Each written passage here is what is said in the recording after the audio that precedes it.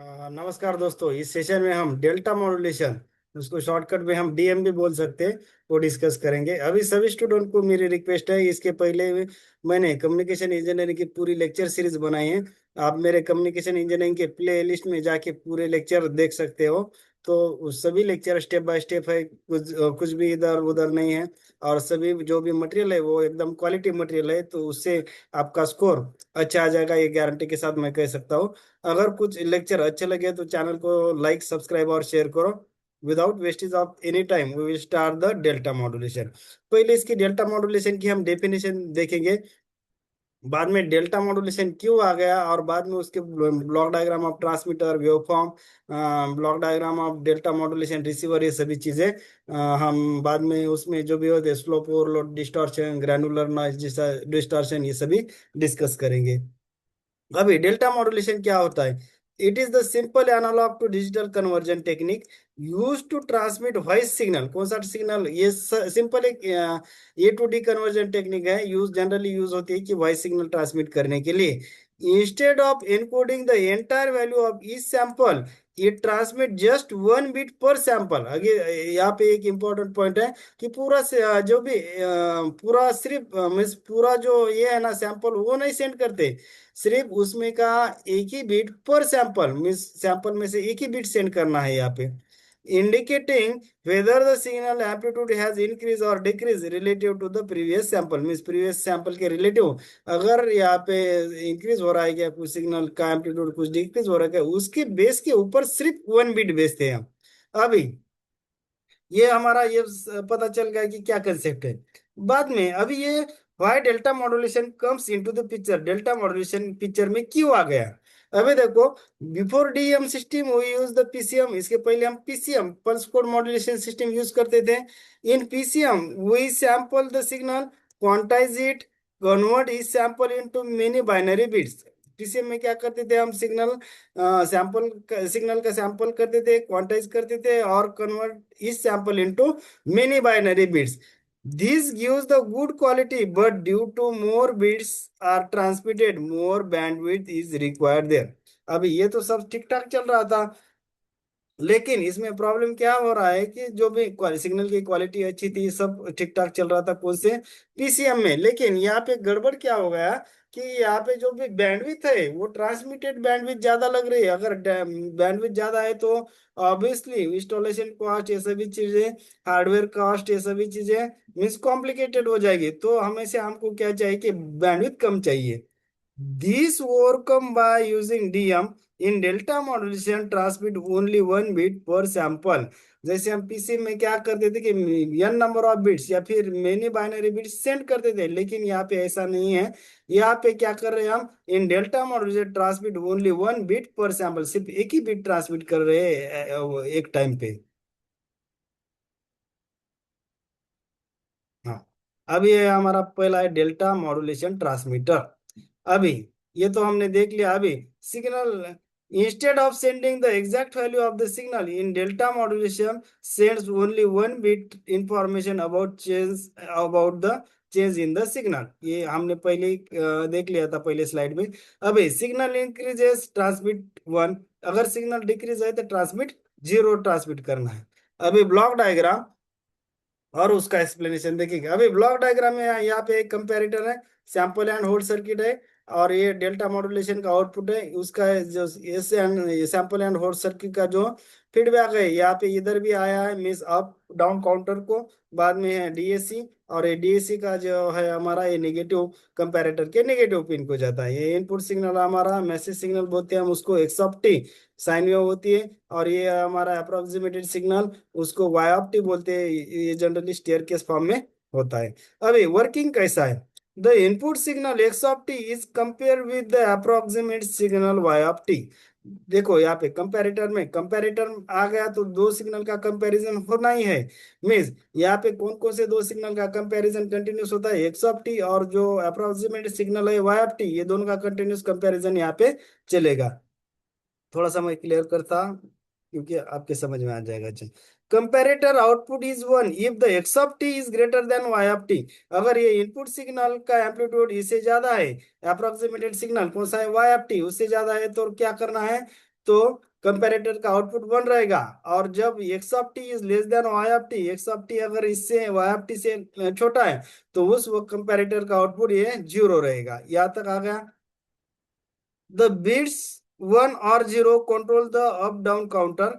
1 for 1 अगर है तो क्या हो जाएगा वहां पे। अभी यहाँ तक आ गया हमारा कि जो कंपैरेटर का कंडीशन हमने देख लिया है कि वो किसके ऊपर है, X of T is greater than Y of T अगर है तो 1 बिट कंपैरेटर का आउटपुट आ जाएगा। अगर X of T Y of T से लेस देन है तो कंपैरेटर का आउटपुट 0 आ गया था। अभी तीसरा point, the this 1 bit output is sampled by the sample and hold circuit। अभी जो भी 1 बिट यहाँ पे आइदर 1 आ जाएगा और 0, वो भी वो कहाँ पे दे रहे हैं हम, सैंपल एंड होल्ड सर्किट को। द बिट्स ऑफ, थोड़ा सा मैं क्लियर कर लेता। द बिट्स 1 और 0 control the up down counter. ये जो भी 1 और 0 यहाँ पे आ जाएगा वो control up and down, control up counter को कंट्रोल करेगा। 1 रहा तो काउंटर अप हो जाएगा और 0 रहा तो काउंटर डाउन हो जाएगा। The counter output is converted to analog by DAC to produce approximate signal which is feedback to the comparator. अभी जो इसका आउटपुट है वो कहाँ पे दे रहे हैं हम, डीएसी तो डिजिटल टू एनालॉग, और डिजिटल टू एनालॉग क्या करेगा, वो कंटिन्यूस अप्रोक्सीमेट सिग्नल प्रोड्यूस करेगा। और जो भी अप्रोक्सीमेट सिग्नल है वो किसको अप्लाई किया है हमने, कंपैरेटर के, ताकि ये कंटिन्यू साइकिल चलती रहेगी। अभी ये जो क्लॉक जनरेटर है वो क्या करेगा, क्लॉक साइकिल जनरेट करेगा। अभी देखो यहाँ तक तो समझ में आया, कुछ भी ऐसा डिफिकल्ट नहीं है ब्लॉक डायग्राम में। बाद में होता है कि वेवफॉर्म, हाँ ये वाली वेवफॉर्म, ये हमारा एक क्लॉक पल्स या क्लॉक साइकिल। अभी क्लॉक साइकिल कौन सी इसमें वर्क कर रही, following edge of the clock mean, following edge means क्या रहेगा, जो भी डाउनवर्ड एरो है उसको हम फॉलोइंग एज बोलते हैं। ऐसा अगर रहा तो उसको हम राइजिंग एज बोलते हैं। अभी सिग्नल कौन से हमारे, X of T message signal या ओरिजिनल इंफॉर्मेशन सिग्नल, और ये Y of T approximated signal है। अभी देखो ये डीएम का आउटपुट यहाँ पे दिखा है, ये कैसा 1 कैसा ये आते हैं ये देखेंगे हम। अभी देखो कंपेयर क्या करना है। अभी फॉलिंग एज, जो भी क्लॉक साइकिल या फिर क्लॉक पल्स है उसका फॉलिंग एज नंबर 1 पे आप ऑब्जर्व करेंगे तो ऐसा इधर ऐसे ऐसे ऐसे से नीचे आ जाओ। अभी देखो इसमें दो, इसमें ऑब्जर्व करना है आपने को, 1 और 1 के बीच में। देखो ये लिखा है मैंने ऊपर और यहाँ पे 1 लिखा है। अभी किसका एम्पलीट्यूड ज्यादा है ऑब्वियसली ये का एम्पलीट्यूड ज्यादा है, क्योंकि ये 1 के ऊपर है ना। ये देखो ये वाला, ये जो ये लिखा है स्मॉल मैंने यहाँ पे, और यहाँ पे मैंने जो है Y of T approximately signal है वो सभी मैंने को से न्यूमेरिकल से मेंशन किए। और जो एक्स ऑफ टी है मैंने को से ABCDEFGH ऐसे मेंशन किए। अभी अगर आप ये वाले फॉलिंग एज पे 1 के जो क्लॉक साइकिल है उसके फॉलिंग एज पे आप जाएंगे तो 1 और ए का जब कंपैरिजन करेंगे तो ए का एम्पलीट्यूड हमको 1 से ज्यादा दिख रहा है। अगर ऐसी कंडीशन आती है तो ऐसा जाना है और स्टेप साइज 1 से बढ़ाना है। अभी इधर आ जाएंगे, 2 के ऊपर आ जाएंगे, 2 और बी के जब ऑब्जर्वेशन देखेंगे हम तो क्या करेंगे है, तो बी इज ग्रेटर देन 2, तो क्या करना है, स्टेप साइज और 1 से बढ़ानी है ऐसी। अभी सेम है 3 में जाएंगे, जो क्लॉक पल्स 3 उसका फॉलिंग एज ऐसा आ जाएंगे। 3 और सी में देखेंगे, सी इज ग्रेटर देन 3। अभी यहाँ पे देख सकते हैं ना, अभी ये 3 यहाँ पे लिखा है मैंने, सी यहाँ पे लिखा है, तो सी ऊपर लिखा है, मैं सी का एम्पलीट्यूड ज्यादा है किससे, 3 से। तो क्या करेंगे हम, सी का एम्पलीट्यूड ज्यादा है तो सिर्फ वैसे क्या करेंगे, 1 से स्टेप और बढ़ाना है ऐसे। और 4 और डी में अगर हम देखेंगे तो 4 का जो डी का आउट, जो डी का एम्पलीट्यूड है 4 से ज्यादा है, तो सिर्फ फिर ऐसे एक स्टेप और जाना है बढ़ा के, मीन्स इंक्रीज करना है एक स्टेप को। 5 और ई का ऑब्जर्वेशन करेंगे तो ई ज्यादा है किससे, 5 से, तो हम क्या करेंगे कि 1 से स्टेप बढ़ाना है। अगर यहाँ पे देखो, यहाँ पे थोड़ा सा आपको इधर थोड़ा सा यह ध्यान रखना है।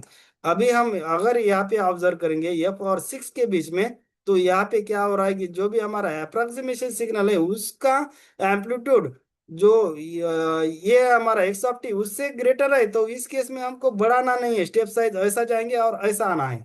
यहाँ पे ध्यान दे दो, क्या किया है हमने, यहाँ पे स्टेप साइज ऐसा आ जाएंगे और ऐसा उसको डाउनवर्ड साइज में आना है। सेम है G और 7 में अगर ऑब्जर्व करेंगे तो 7 ज्यादा है, ऐसा जाएंगे और ऐसा नीचे आएंगे। जहाँ पे approximation signal means Y of T greater है वहां से डाउनवर्ड ये स्टेप साइज ऐसा नीचे लाना है, और जहाँ पे भी एक्सेप्टी ग्रेटर है वहां पे स्टेप साइज ऐसा ऊपर जाना है, ऐसा ही इतना ही याद रखना है हमको।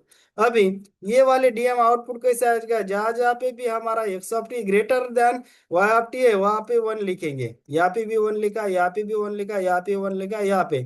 लेकिन यहाँ पे जब हमारा x of t less than Y of t है उस वक्त हम जीरो लिखेंगे, यहाँ पे जीरो लिखा। होप करता कि समझ में आया होगा।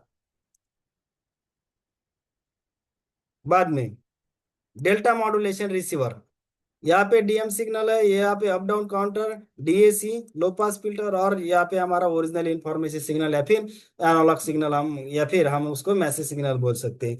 ये सिंक्रोनाइज क्लॉक जनरेटर है। सैम्पलिंग जो क्लॉक कौन सी इसमें जनरेट करेगा वो एफएस में सैम्पलिंग फ्रीक्वेंसी है उस क्लॉक की। अभी provide the clock pulses at provide clock pulses at the sampling frequency FS. जो भी सिंक्रोनाइज क्लॉक जनरेटर है ना वो क्या करेगा, क्लॉक पल्सेस जनरेट करेगा at the sampling frequency FS. अब वर्किंग कैसा है, the DM signal stream of one और zero is applied to the down counter. अब डाउन काउंटर क्या करेगा, if the input bits is one then counter up हो जाएगा, अगर जीरो है तो काउंटर डाउन हो जाएगा। This produce the stair case like digital output, यहाँ पे वो स्टेयर केस प्रोवाइड प्रोड्यूस करेगा। अभी बाद में है हमारा डीएसी, अप डाउन काउंटर के बाद DAC convert this digital staircase output into the step analog signal. और बाद में जो भी उसका आउटपुट है उसको किसको दिया हमने, लो पास फिल्टर को। लो पास फिल्टर जहाँ जहाँ पे फिल्टर आता है वो क्या करेगा कि अनवांटेड फ्रीक्वेंसी या फिर अनवांटेड नॉइज डिस्टॉर्शन रिमूव करेगा, और बाद में वो क्या करेगा, स्मूथ जो आउटपुट है वो यहाँ पे प्रोवाइड करेगा। जो भी हमारा एनालॉग सिग्नल है या फिर ओरिजिनल सिग्नल है यहाँ पे आउटपुट में आ जाएगा।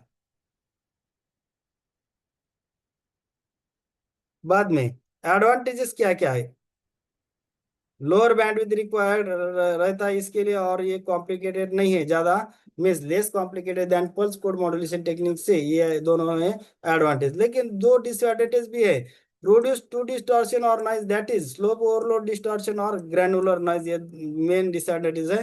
डिस्टॉर्शन इन डीएम कौन कौन से बताए हमने कि पहला होता है स्लोप ओवरलोड और दूसरा होता है ग्रैनुलर नॉइज डिस्टॉर्शन या फिर ग्रैनुलर नॉइज एरर बोल सकते हैं आप। बाद में slope overload distortion and granular noise. अभी देखो यहाँ पे डेल्टा है मीन स्टेप साइज, या फिर आप उसको चेंज बोल सकते हैं, और इधर से हम इंडिकेट टाइम।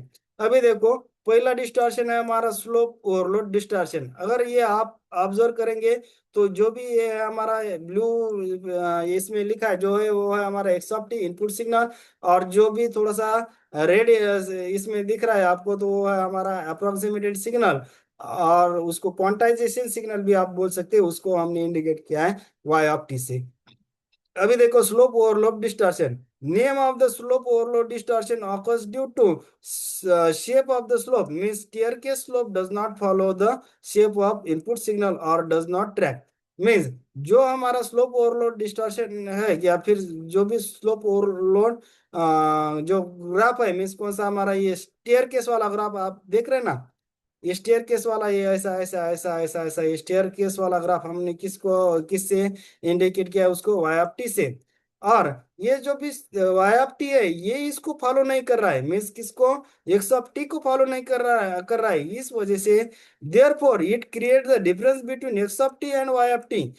अभी जो भी डिफरेंस क्रिएट कर रहा है उसको हम बोलेंगे, जो भी डिफरेंस आया है उसको हम बोलेंगे slope overload distortion. If we increase the step size this error can be reduce, अगर हम स्टेप साइज इंक्रीज करेंगे तो ये एरर रिड्यूस हो जाएगा। दूसरा होता है granular noise. Granular noise occurs when the input signal x of t is relatively constant और input signal slope is gentle। अभी देखो ये देखो इतना पोर्शन हम थोड़ा सा मैं क्लियर कर लेता ताकि आपके समझ में आ जाएगा। ये वाला देखो आप, ये वाला ये वाला ये वाला पोर्शन, ये देखो ग्रैनुलर नॉइज हमने यहाँ पे देखा। अभी ग्रैनुलर नॉइज में क्या होगा हो रहा है कि x of T relatively constant है, मीन्स ये देखो ये इतना ये ऐसा ऐसा, अगर एक्स ऑफ टी अगर ब्लू लाइन ब्लू कलर की लाइन जो है ऑब्जर्व करते हैं तो ये जो है कि नियर अबाउट ये कांस्टेंट है, मीन्स ज्यादा इंक्रीज डिक्रीज नहीं हो रहा है। मीन्स उसको हमने input signal slope is gentle, means वो ज्यादा कुछ भी इंक्रीज डिक्रीज नहीं हो रहा है। मीन्स नियर अबाउट ये कांस्टेंट है, यहाँ पे ऐसा नहीं था, यहाँ पे ऐसा इंक्रीज हो रहा था, यहाँ पे नियर अबाउट कांस्टेंट है। लेकिन बट स्टीयर केस और approximation signal is bouncing up and down. लेकिन आप जब अप्रोक्सीमेट सिग्नल ऑब्जर्व करते हैं, यहाँ पे देखो ये जंप कर रहा है, अप एंड डाउन ऐसा जंप कर रहा है। Here difference of x of T and y of T is created called as a granular noise, और this noise is reduce by increasing the sampling frequency FS. अगर sampling frequency जो है FS हम बढ़ाएंगे तो ये भी नॉइज रिड्यूस हो जाएगा। होप करता है समझ में आया होगा, समझ में आया होगा। तो चैनल को लाइक सब्सक्राइब और शेयर करो। Thank you.